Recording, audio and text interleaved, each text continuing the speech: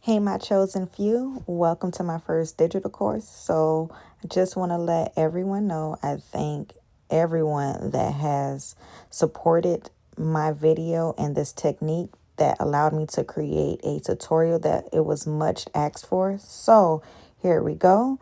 Now, just to let you know, in the beginning of this video, this is just access net, and we're cutting that off because we're going to use that as our base for our glueless closure technique.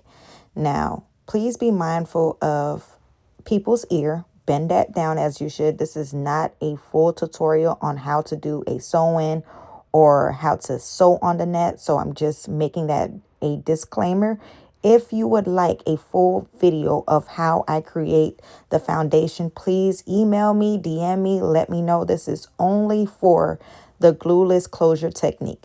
So as I said, that excess net will be used as a base for our closure. So you'll see here, I'm measuring out the closure. Leave just enough net to show where you would want to add the closure, because we're going to sew that net onto the excess net that we left on as well.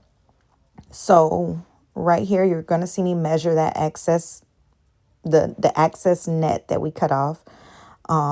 And we're going to do whatever we did on one side to the other. So as you can see, that just allowed me to create some kind of tension and knowing how much net I needed for the closure that we're going to sew in.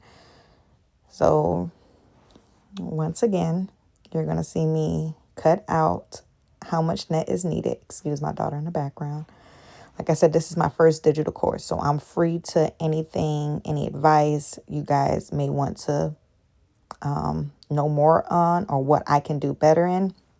So here are my two symmetry pieces. We're going to use that as the net pieces to hold down the closure. If you do here, you're familiar with this technique, maybe in a band method, but we're going to do that in the closure. So right here, you're going to see where you're going to need to sew that net piece on.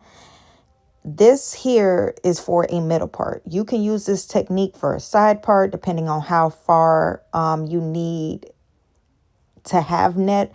If they're experiencing more hair loss, there are so many different ways you can integrate this net because of this technique.